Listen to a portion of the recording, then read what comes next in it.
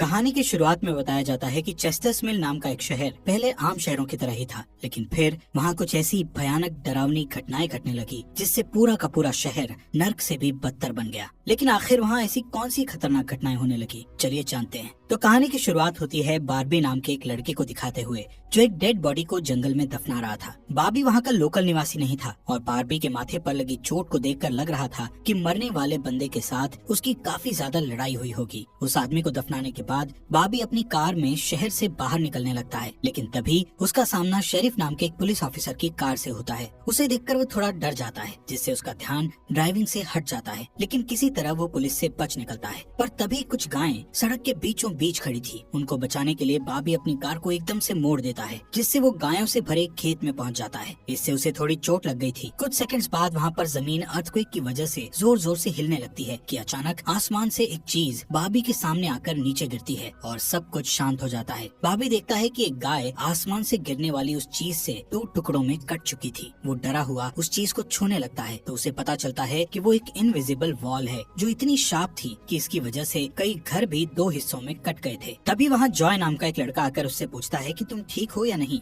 वो भी उस इनविजिबल दीवार को देखकर शॉक्ड रह जाता है। दूसरी तरफ शेरिफ और लिंडा को खबर मिलती है कि उस पूरे टाउन की पावर सप्लाई कट गई है, फोन लाइंस बंद हो गई हैं और इंटरनेट भी काम नहीं कर रहा है। यहाँ तक कि सारे सैटेलाइट कनेक्शंस भी काम करना बंद कर गए थे। तभी शहर के ऊपर से उड़ रहा एक प्लेन उस इनविजिबल वॉल से टकराकर क्रैश हो जाता है, जिसे देखकर लोग और भी ज्यादा घबरा गए थे। और ये बात कंफर्म हो जाती है कि ये सिर्फ एक इनविजिबल दीवार नहीं बल्कि एक राउंड शेप डोम यानी गुम्बद है जिसने आधे शहर को कवर कर लिया है। वहीं दूसरी साइड हम एक रेडियो स्टेशन पर फिल और उसकी असिस्टेंट डोडी को देखते हैं जो सिग्नल लाने की कोशिश कर रहे थे। वो दोनों थोड़ा कंफ्यूज थे कि अचानक सिग्नल क्यों चला गया। यहाँ पर फिल को लगता है कि ये अच्छा मौका है उनकी रेडियो रेटिंग्स को हाई करने का, इसलिए वो दोनों सिग्नल को ठीक करने में लग जाते हैं। वहीं एक फायर ट्रक डोम की दूसरी तरफ से आ रहा था, जिसे देख बार्बी ट्रक वाले को इस इनविजिबल वॉल की तरफ इशारा करता हुआ उसे रुकवाकर क्रैश होने से बचा लेता है। थोड़ी देर बाद वहाँ इन्वेस्टिगेशन करने के लिए कुछ पुलिस वाले आते हैं, पर इस इनविजिबल डोम को समझना उनके बस की बात नहीं थी। उसी समय वहाँ पर एक शहर का काउंसिलमैन जिसका नाम बिग जिम था वो भी पहुँच जाता है, लेकिन उसे भी इस डोम के बारे में कुछ भी समझ नहीं आता। यहाँ पर पुलिस को इन्फॉर्मेशन मिलती है कि उस शहर की तरफ आने वाले सभी रास्तों को बंद कर दिया गया है क्योंकि उस डोम की वजह से बहुत सारे एक्सीडेंट हो रहे हैं। इसके थोड़ी दूर घर पर जूनियर नाम का लड़का एंजी नाम की लड़की के साथ इंटीमेट हो रहा था। एंजी पेशे से नर्स थी और जो की बड़ी बहन भी थी। इंटीमेट होने के बाद जूनियर एंजी से कहता है कि मैं तुमसे बहुत प्यार करता हूँ, लेकिन एंजी उसे कहती है कि वो उसके लिए ऐसा कुछ फील नहीं करती। इससे जूनियर का दिल टूट जाता है और उन दोनों में बहस होने लगती है। यहाँ पर उनकी बहस इतनी बढ़ जाती है कि एंजी उसे थप्पड़ मारकर वहाँ से चली जाती है। इसके बाद हम 3 लोगों की फैमिली को देखते हैं, जिसमें मदर कैरोलीन, एलिस और उन दोनों की बेटी नोरी उसी टाउन की तरफ जा रही थी। उन्हें इस बात की खबर नहीं थी कि डोम ने उस टाउन को कवर किया हुआ है। दूसरी तरफ हम जूलिया नाम की एक इन्वेस्टिगेटिव रिपोर्टर को देखते हैं जिसका चेस्टर्स मिल शहर में बहुत नाम था। एक दिन एक औरत उसे एक सीक्रेट खबर देने के लिए कॉल करती है। वो औरत उसे बताती है कि उसने उस वीक चेस्टर्स मिल में प्रोपेन से भरे 6 ट्रक को जाते हुए देखा है और उसके हिसाब से इतनी बड़ी क्वांटिटी में प्रोपेन जैसे फ्यूल का शहर में आना किसी खतरनाक प्लान का हिस्सा हो सकता है। जूलिया उस औरत को इस बारे में इन्वेस्टिगेशन करने का वादा करती है, पर वो अपने काम में ज्यादा बिजी होने के कारण उस पर ध्यान नहीं दे पाती।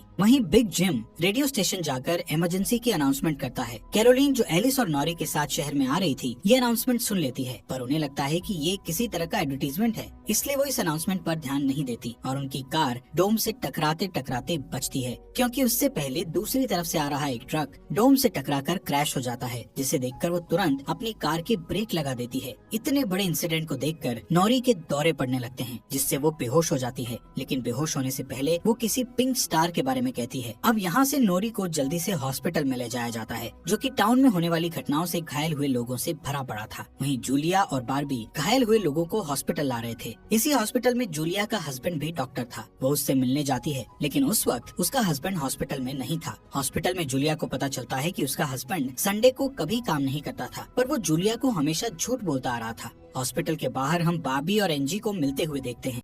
दोनों को साथ देखकर जूनियर के अंदर एक अलग सी जलन पैदा होती है। वहीं अब टाउन के बॉर्डर्स को सैनिकों द्वारा सील कर दिया जाता है। बहुत सारे साइंटिस्ट और एक्सपर्ट्स को भी इस अजीबो गरीब मुसीबत का असल कारण नहीं पता चलता। पर कुछ घंटों बाद बिग जिम प्रोपेन के बारे में बात करने के लिए शेरिफ से मिलता है। यहाँ पर उनकी बातों से हमें पता चलता है कि उनको इस डोम के बारे में पहले से थोड़ा बहुत पता था, पर वो इस पर खुलकर बात नहीं कर रहे थे। वहीं बॉबी को उस टाउन में एक दिन के लिए रुकना था, पर उसके पास ठहरने के लिए कोई जगह नहीं थी, इसलिए वो अपनी कार में ही रात बिताने का फैसला करता है। तभी जूनियर उसके पास आता है और उसे एंजी से दूर रहने को कहता है। धीरे धीरे उसकी बात धमकी में बदल जाती है। बॉबी हैरान होता है कि आखिर उसकी गलती क्या है। इसी बीच वहाँ जूलिया आ जाती है, जिससे वो झगड़ना बंद कर देते हैं। यहाँ से सीन शिफ्ट होता है और हम देखते हैं कि टाउन के ऐसे हालात से लापरवाह होकर एक जगह कुछ टीनेजर्स पार्टी कर रहे थे। इनमें जॉय भी था। जॉय एक लड़के से वहाँ के हालात पर बात करने लगता है, लेकिन अचानक जॉय को दौरा पड़ने लगता है और वो पिंक स्टार के बारे में बोलने लगता है, जैसे कि पहले नॉरी ने बोला था। वहीं जॉय की बहन एंजी घर पर अकेली होती है। तभी अचानक उसके घर में जूनियर घुसकर उसको किडनैप करके अपने फादर के टूटे फूटे शेल्टर में ले जाता है। यहाँ पर वो उसे बताता है कि मुझे पता है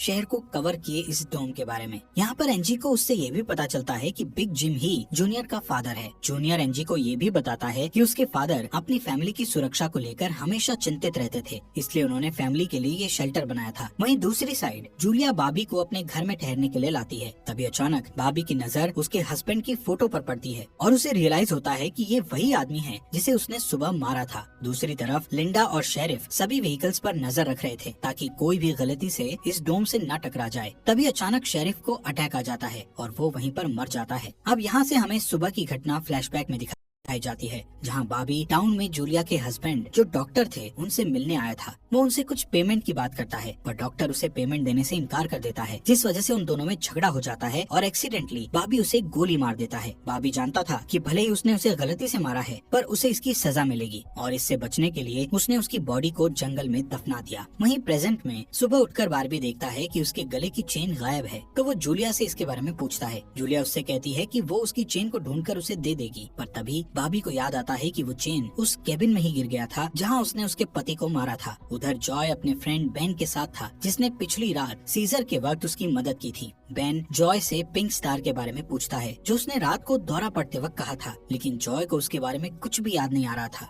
वहीं रेडियो स्टेशन में डोडी एक स्पेशल डिवाइस की मदद से डोम के बाहर वाले लोगों से कांटेक्ट करने में सक्सेसफुल हो जाती है। वो सोल्जर्स को आपस में बात करते हुए सुन सकती थी, पर वो उनसे कुछ नहीं कहती। वहाँ सोल्जर्स भी कंफ्यूज थे कि आखिर ये इनविजिबल वॉल क्या है। दूसरी तरफ बिग जिम रेस्टोरेंट में बैठा ब्रेकफास्ट कर रहा होता है कि लिंडा वहाँ आकर उसे शेरिफ के मरने की खबर सुनाती है, जिससे वो लोग तुरंत बंकर में डेड बॉडीज को दफनाने वाले के पास जाते हैं, जिसका नाम लेस्टर था। उधर एंजी शेल्टर में किसी को मदद के लिए बुलाने की पूरी कोशिश करती है, पर वो कामयाब नहीं होती। तभी जॉय वहाँ आता है और उसे चेन के जरिए बेड से बांध देता है। वहीं बिग जिम लेस्टर को अपने साथ लेकर आता है, जो कि शेरिफ का ही दोस्त था। शेरिफ की मौत से वो बहुत दुखी और परेशान हो जाता है। जब लिंडा उनके आसपास नहीं होती, तब वो और बिग जिम पिछले महीने होने वाले प्रोपेन के इंपोर्ट के बारे में बात करते हैं कि प्रोपेन के इंपोर्ट में उन तीनों का ही हाथ था और उन्होंने टाउन वालों से ये बात छुपाई थी। शेरिफ की मौत से ये कंफर्म हो गया था कि वो उनकी इन्वॉल्वमेंट के बारे में किसी को कुछ नहीं बता पाएगा, जो कि उनके लिए अच्छी खबर भी थी। उसी दिन बाद में लिंडा पुलिस स्टेशन आती है तो देखती है कि बिग जिम शेरिफ के ऑफिस में कुछ ढूंढ रहा है। लिंडा की पूछने पर जिम उसे कहता है कि वो वहाँ शेरिफ की वसीयत के पेपर्स ढूंढ रहा है, लेकिन असल में वो वहाँ प्रोपेन के इंपोर्ट से जुड़े पेपर्स को ढूंढने आया था, जो उसे और लेस्टर को परेशानी में डाल सकते थे। वो तुरंत बाहर आकर शेरिफ को बताता है कि मुझे लगता है वो पेपर शेरिफ के घर में होंगे, जिन्हें लाने के लिए वो लेस्टर को तुरंत उसके घर भेजता है। इसी बीच जूलिया जल्दी से रेडियो स्टेशन पर टोडी के पास जाती है, जहाँ वो देखती है कि वो लोग डिवाइस के जरिए डोम के बाहर खड़े सैनिकों की बातचीत सुन सकते हैं। उनकी बात सुनने पर जूलिया को पता चलता है कि वो लोग जमीन खोदकर डोम को बाहर निकालने की कोशिश कर रहे हैं, पर वो इस काम में कामयाब नहीं हो पा रहे हैं। इसके बाद जूलिया रेडियो के जरिए पूरे टाउन में डोम वाली खबर को फैला देती है, जिससे लोगों में डर पैदा हो जाता है और लोग घबरा जाते हैं। वहीं जॉय और बेन बॉर्डर के पास साइंटिस्ट को अपना काम करते हुए देखते हैं। साइंटिस्ट ये देखते हैं कि डोम के ऊपर पानी का क्या असर होता है, पर उन्हें ज्यादा कुछ समझ नहीं आ रहा था, जिससे वो किसी नतीजे पर नहीं पहुंच पाते। वहीं जॉय देखता है कि ये डोम एक छलनी की तरह है। वो बेन से बताता है कि इस डोम में से बिल्कुल मामूली सा पानी आर पार जा सकता है। दूसरी ओर बार्बी अपनी चेन ढूंढने जूलिया के हस्बैंड डॉक्टर के केबिन में जाता है। वहाँ उसे उसका चेन मिल जाता है, पर तभी जूनियर वहाँ आकर उसे देख लेता है। जूनियर उससे पूछता है कि क्या तुम एंजी के साथ सोए थे। यहाँ पर बार्बी को लगता है कि शायद उसने उसे चेन ढूंढते हुए देख लिया है और इसीलिए वो जूनियर को ऐसे ही वहाँ से जाने नहीं दे सकता था, इसलिए वो जूनियर को बहुत बुरी तरह से पीटने लगता है। वहीं हम देखते हैं कि लेस्टर शेरिफ के घर पहुंचकर प्रोपेन इंपोर्ट के पेपर्स को ढूंढने लगता है। कुछ टाइम बाद उसे वो पेपर्स ड्रॉवर में मिल जाते हैं, तभी वो उन्हें जला देता है। जब वो वहाँ से जाने लगता है तो उसका पैर लगने से पेपर्स की आग घर के पर्दों पर लग जाती है, जिससे आग की लपटें पूरे घर में फैल जाती हैं और पूरा घर जलने लगता है, जिसे देखकर जल्दी ही बहुत सारे लोग जमा हो जाते हैं और आग बुझाने की कोशिश करते हैं, पर फायर ट्रक के बिना आग बुझाना नामुमकिन था। अगर वो लोग घर को जलने देते तो डोम के अंदर का टेम्परेचर बहुत बढ़ जाता, जिससे लोगों की जानें भी जा सकती थी, इसलिए सब मिलकर आग बुझाने में लग जाते हैं। बाबी लोगों को आग बुझाने में लीड करता है।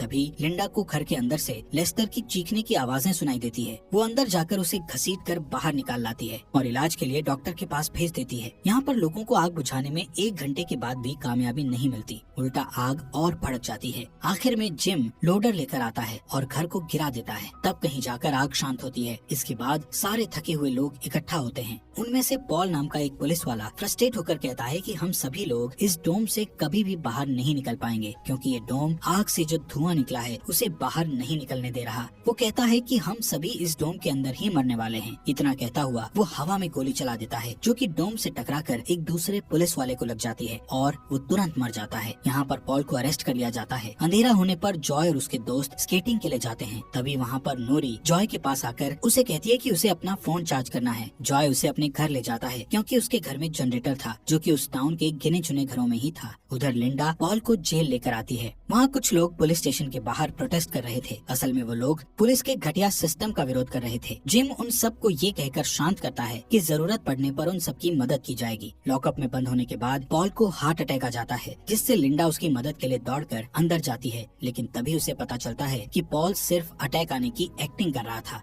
इसी मौके का फायदा उठाकर पॉल उसे धकेलकर उसे लॉकअप में बंद करके वहाँ से भाग जाता है। इधर बंकर में जूनियर फिर से एनजी के पास जाता है। एनजी समझ चुकी थी कि अगर उसे यहाँ से निकलना है तो उसे जूनियर को झूठे जाल में फंसाना पड़ेगा, इसीलिए वो उससे अपने बचपन की यादें साझा करती है, जब वो दोनों एक बंद टनल में जाया करते थे, और कहती है कि हो सकता है डोम का टनल पर कोई असर नहीं हुआ हो, तो वो लोग बाहर जा सकते हैं। यहाँ पर एनजी सोचती है कि अब वो उसके प्यार के जाल में फंस गया है तो शायद वो उसे छोड़ दे, लेकिन ऐसा कुछ नहीं होता। जूनियर अकेले ही उस टनल में जाने का प्लान बनाता है। वहीं जिम जब पुलिस स्टेशन में आता है तो पॉल की जगह लिंडा को लॉकअप में बंद देखता है। वो तुरंत उसे लॉकअप से बाहर निकालता है। उन्हें पता चलता है कि पॉल अपने साथ एक राइफल और कुछ गोलियां लेकर गया है। लिंडा तुरंत उसकी तलाश में जंगल की ओर निकल जाती है, क्योंकि उसे पता था कि पॉल अक्सर शिकार करने जंगल की तरफ जाया करता था। वहीं जिम पॉल को पकड़ने के लिए एक टीम तैयार करता है। उधर रेस्टोरेंट में बैठी कैरोलीन को नॉरी की फिक्र हो रही थी, क्योंकि वो पिछली रात अपनी दोनों मदर्स को बिना बताए जॉय के घर रुक गई थी। वहीं जिम लोगों से पॉल को तलाश करने के लिए उसकी टीम ज्वाइन करने को कहता है। वो बाबी से भी उनके साथ चलने को कहता है, क्योंकि वो आग बुझाने में अच्छा लीडर साबित हुआ था। इसके बाद वो लोग जंगल में जाने लगते हैं। रास्ते में बार्बी अपनी खूबियां दिखाता हुआ उनसे कहता है कि वो मिलिट्री में भी रह चुका है। वहीं दूसरी ओर जूलिया जूनियर को टनल की तरफ जाते हुए देखती है। वो उसे रोककर पूछती है कि वो बैग पैक करके कहाँ जा रहा है, लेकिन जूनियर बहुत जल्दी में था और वो नर्वस भी था। वो कहता है कि मैं बस यहीं पास में अपने दोस्त से मिलने जा रहा हूँ।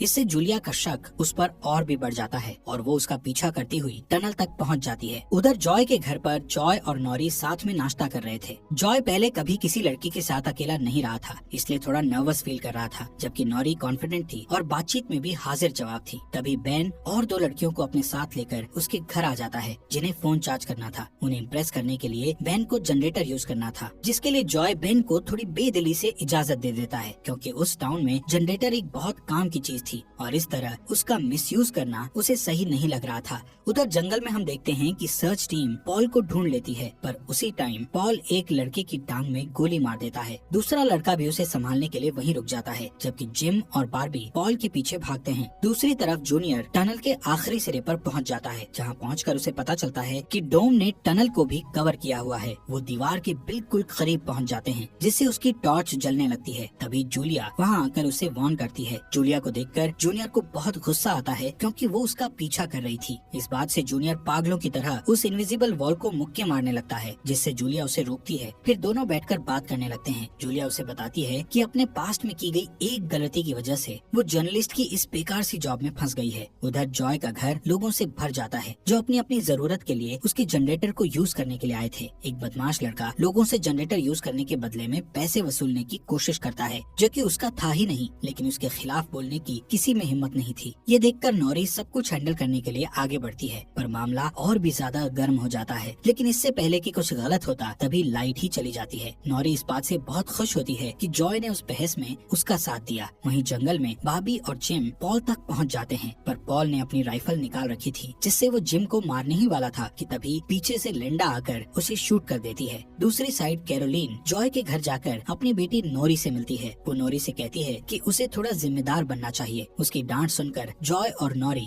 एक दूसरे का हाथ पकड़ लेते हैं, जिससे एक स्ट्रेंज स्पार्क पैदा होता है और उसी वक्त दोनों को दौरे पड़ने लगते हैं। वो दोनों एक साथ किसी पिंक स्टार के बारे में बात कर रहे थे। उधर जूनियर शेल्टर में एनजी के पास जाता है, लेकिन इस बार उसके हाथ में फर्स्ट एड किट थी। एनजी उसके जख्मों पर मरहम पट्टी करती है और चुपके से सीजर अपने पास रख लेती है। वहीं हम देखते हैं कि जूलिया और बार्बी दिन भर की थकान के बाद वापस घर लौटते हैं, लेकिन जूलिया जूनियर की बातें सुनने के बाद से ही बार्बी पर शक करने लगी थी। और जब बार्बी नहाने जाता है तो जूलिया उसका सामान चेक करने लगती है। दोस्तों, हमारे फॉक्स एक्सप्लेनर हिंदी चैनल को सब्सक्राइब करना मत भूलना। और आपको ये अंडर द डोम सीरीज यहाँ तक कैसी लगी, इस सीरीज के नेक्स्ट एपिसोड लाएं या नहीं, कमेंट बॉक्स में हमें जरूर बताएं।